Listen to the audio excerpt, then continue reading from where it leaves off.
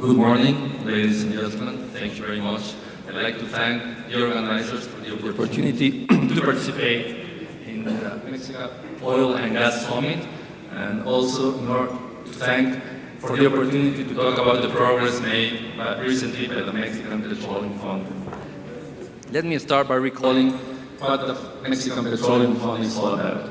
The Mexican Petroleum Fund is a public trust where the central bank acts as a trustee on behalf of the Ministry of Finance.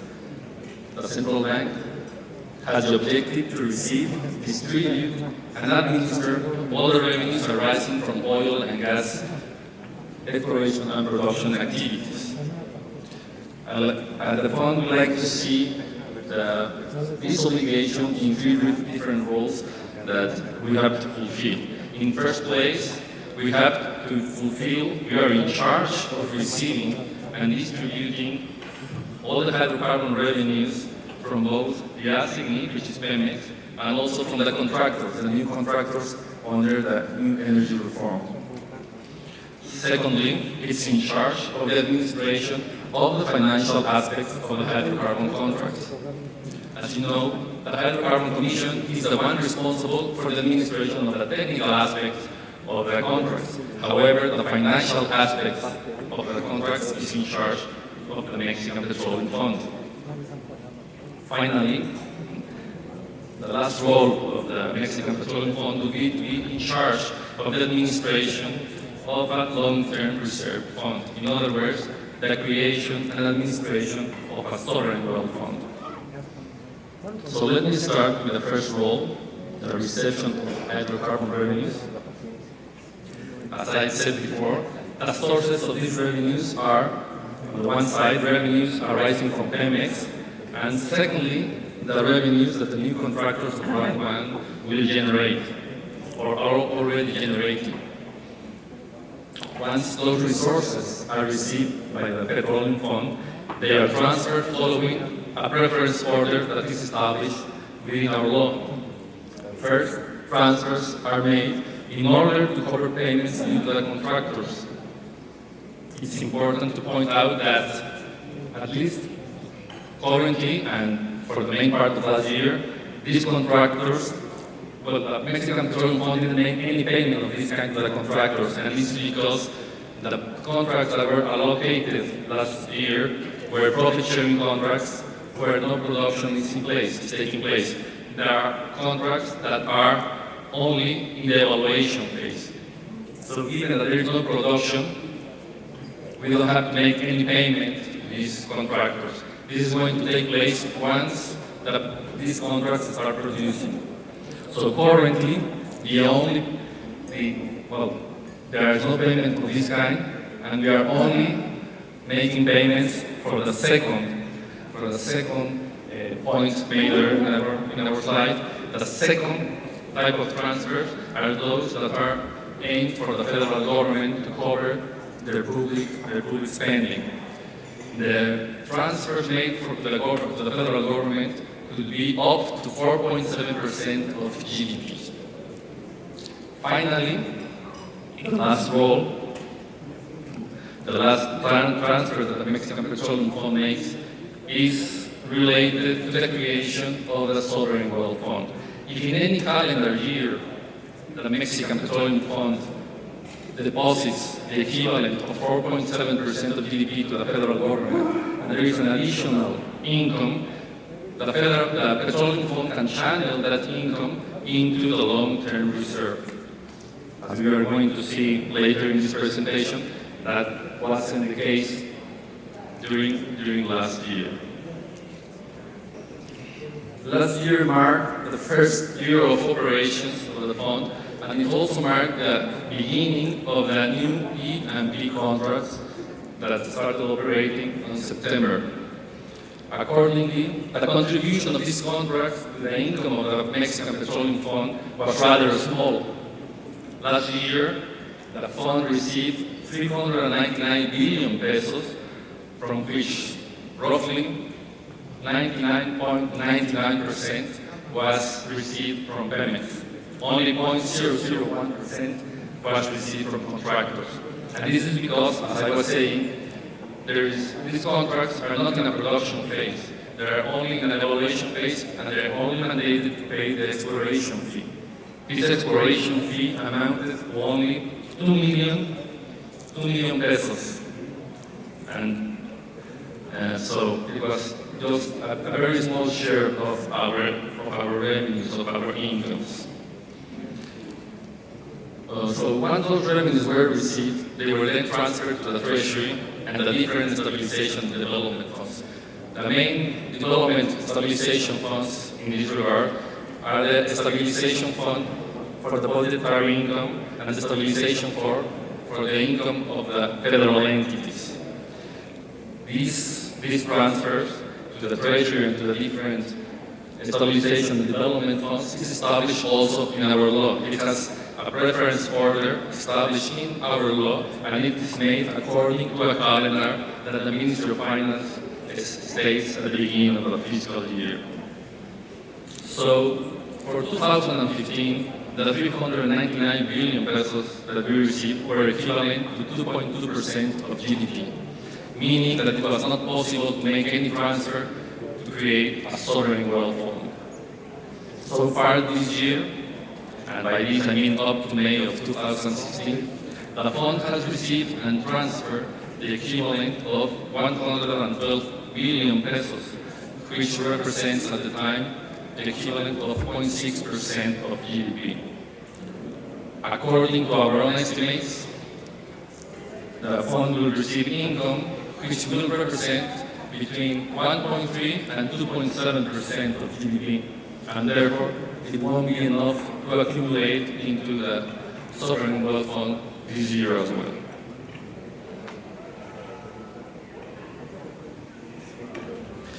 So it's important to acknowledge that the Mexican Petroleum Fund started operations on January, and that January of 2015, and that by February of last year, it was already receiving revenues from Pemex.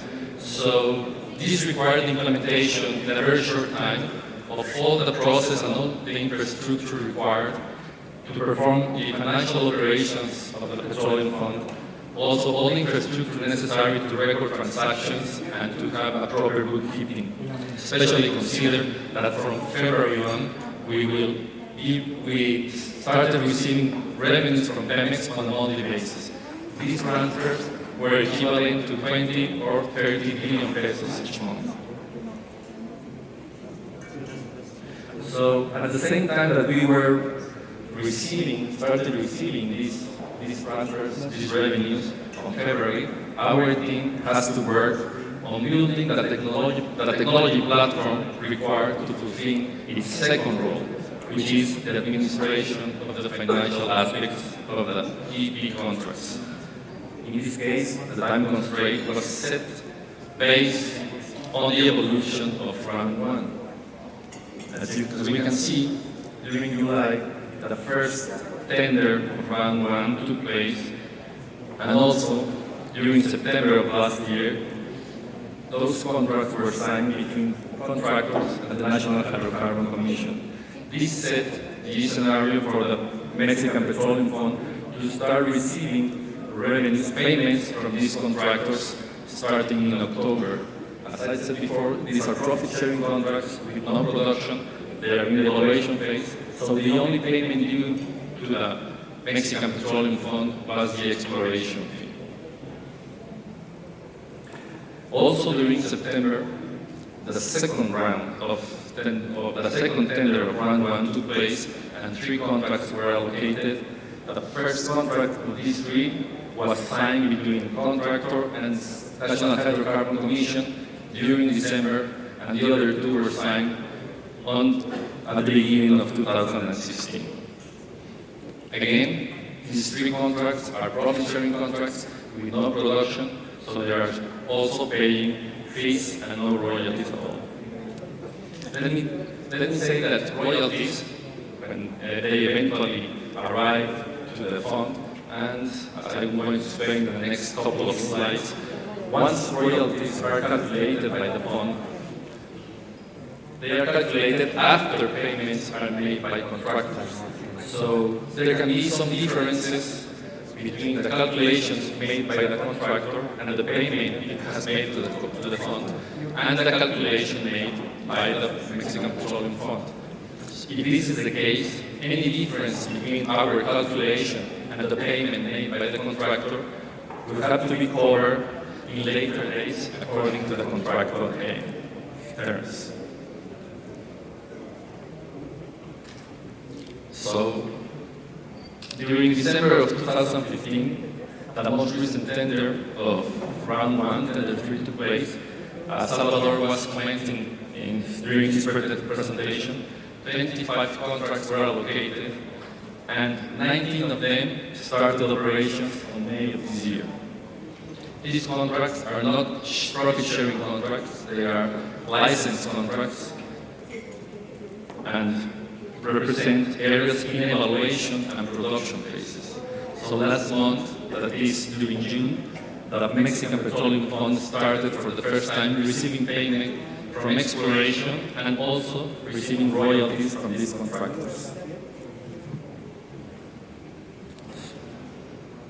So, heading into July, the National Hydrocarbon Commission registered in the fund's information system the first approved budgets of the profit-sharing contracts of tenders 1 and 2.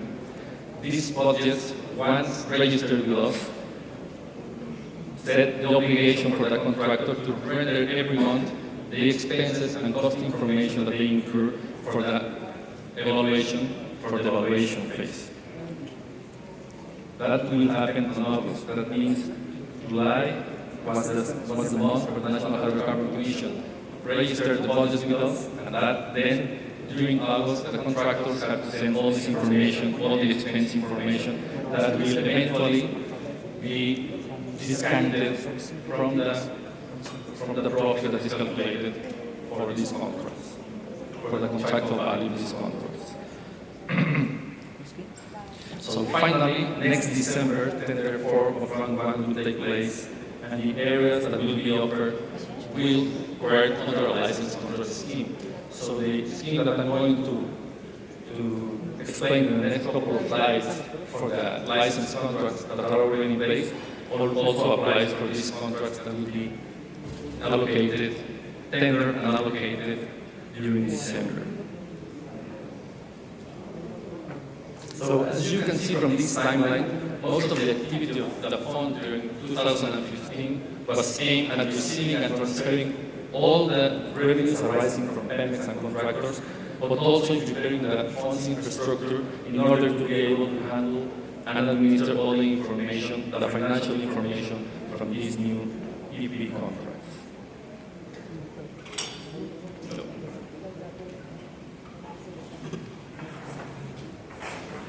So far, the National Hydrocarbon Commission has registered 24 contracts at the fund. The first 5 contracts are profit-sharing contracts, and the other 25 contracts are license contracts. Currently, from those 25, only 19 contracts have been signed with the National Hydrocarbon Commission. There are 6 contracts pending to be signed, and this has set the scenario for the payments that I was talking about with the Mexican Petroleum Fund. The first contracts from tender 1 only pay the exploratory fee, and they are contracts that only have evaluation and exploration activity that have no production. Tender 2 contracts, also profit-sharing contracts, currently are only paying the exploratory fee, there is no production. And tender 3, 19 contracts have been signed, and from those, 13 contracts have already production and are paying to the fund the exploratory fee, royalties established on the hydrocarbon revenues law, and also the additional royalties offered during the bidding process.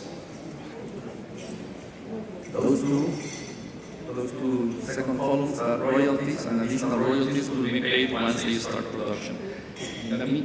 For the first 2, and for the license contracts, they are paying the 3 exploratory fee, the royalties with hydrocarbon law, and the additional royalties.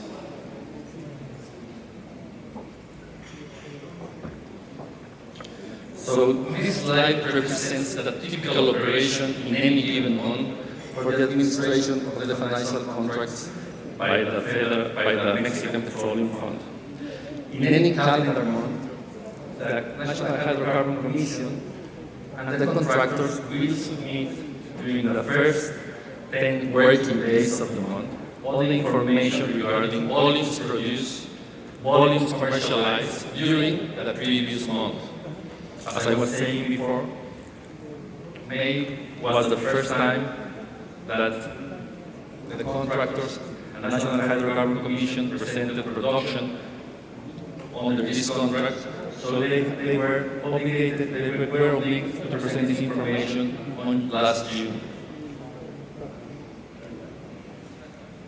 Then, on the 17th day of the month, that is the 17th calendar day of the month, the contractor must pay the fund the contractual value of last month's production. So last June, the contractors paid the contractual value that they had during May.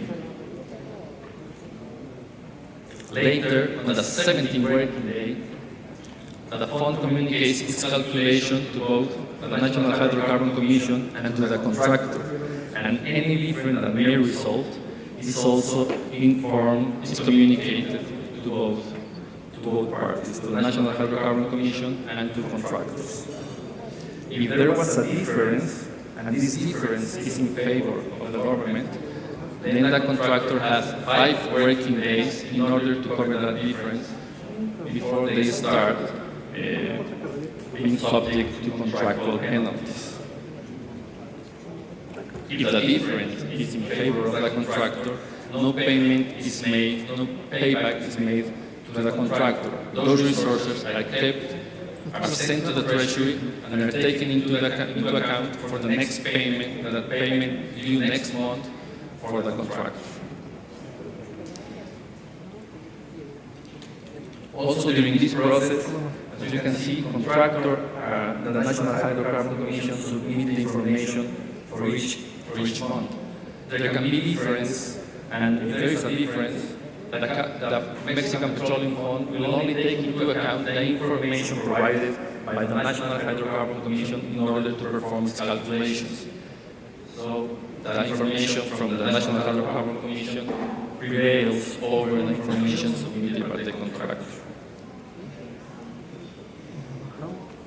Finally, during the last working day of the month, the Mexican Petroleum Fund will issue a certificate of payment on behalf of the contractor if the contractor has no standing balance, if it has paid all of its contractual payments within this time framework.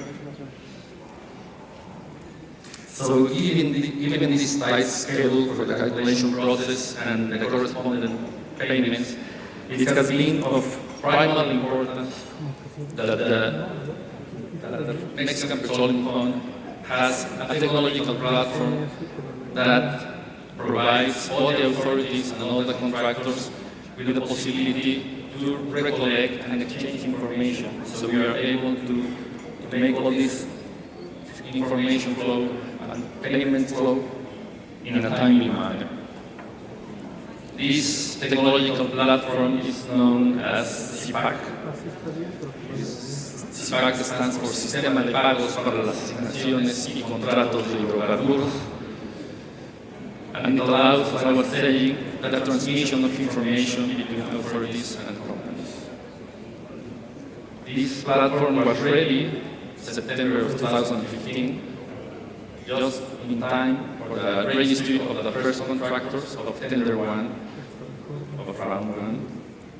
We were able to register all the contracts and users of the system. Starting from June of this year, this technological platform was able to receive all the production volumes and also the prices that were used by the contractors in order to calculate this contractual production.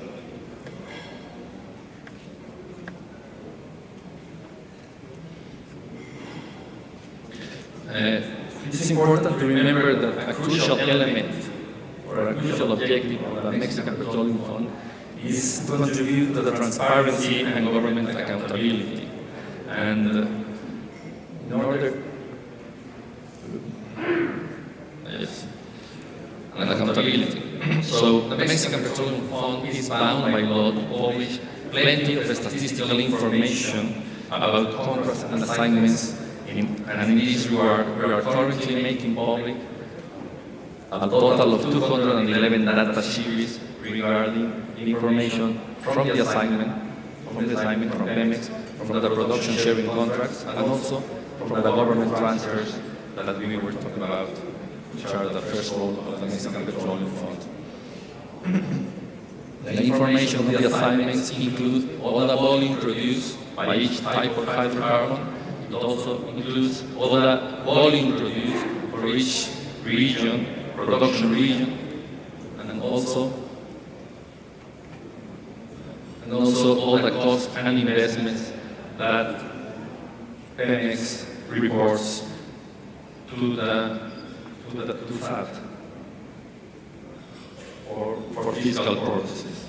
In the case of the production sharing contracts, which are in the exploration phase, in the evaluation phase, we have 5 contracts that have 24 data series, and they relate basically to the exploration fee that those contracts are paying. Next month, we will start the publication of another 553 data series related to license contract. This is the last 19 contracts that started operations in May of this year, and this relates to all the volume produced for each contract, for each type of hydrocarbon, also the volume commercialized for each type of hydrocarbon, and eventually also this contract will have to report its costs, all the expenses they incur for the evaluation and the exploration.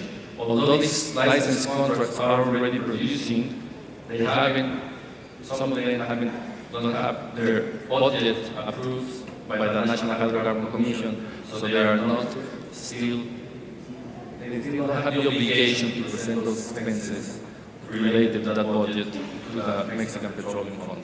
It is until this budget is approved by the National Hydrocarbon Commission that those contractors have to send all those expenses, all that information to the Mexican Petroleum Fund.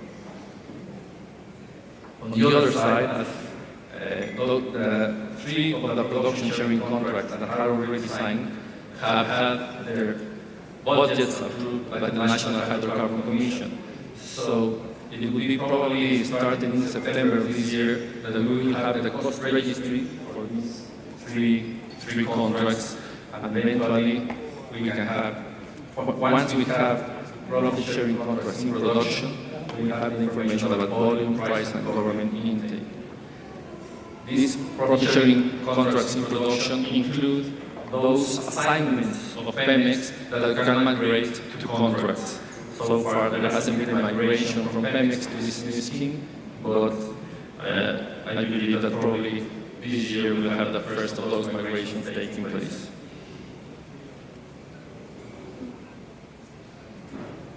So, as I was saying, once Pemex migrates some assignments to contracts, we will have to receive additional information, and we will be engaged in receiving several payments, which is currently the license contracts don't have. So as we can see, for a license contract, the payments to the government are in cash and require no marketing for the government, and the payments to the contractor are in kind and doesn't include a cost recovery. So once these assignments migrate into contracts, these Pemex assignments migrate into contracts, the payments to the government, in order to, once the net profit is calculated, will be measured in kind. It will require a marketing for the government, and the payment to the contractor is also in kind, and will include a cost recovery. So this will increase the load of work for the Mexican Petroleum Fund. But as I was saying, the technological platform will allow us to perform these duties in a timely manner.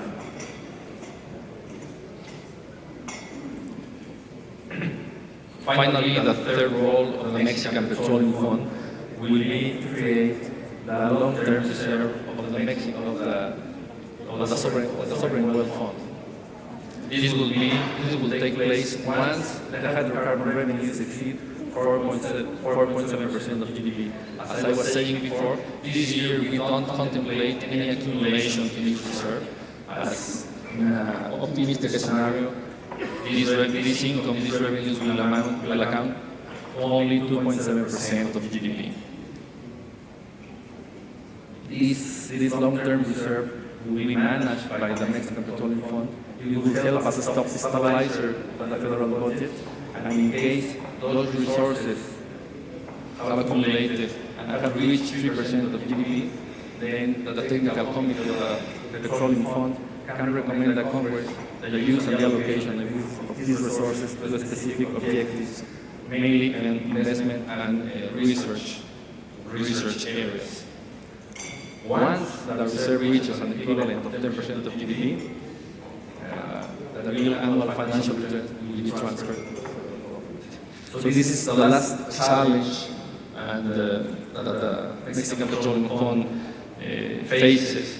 And our challenge is to establish some investment guidelines in order to allow us to fulfill this mandate. In particular, we will have to design an investment strategy that will seek the maximum return for this reserve, but at the same time avoids risks inherent in the adverse events of the domestic economy as established by the fund's law. So with this, I would like to finish to conclude my presentation and just highlighting that the progress made by the Mexican Petroleum Fund has been in accordance with the objectives set on the energy reform, and that we will keep on working very closely with other authorities and contractors in order to guarantee that all aspects of the energy reform are met successfully. Thank you.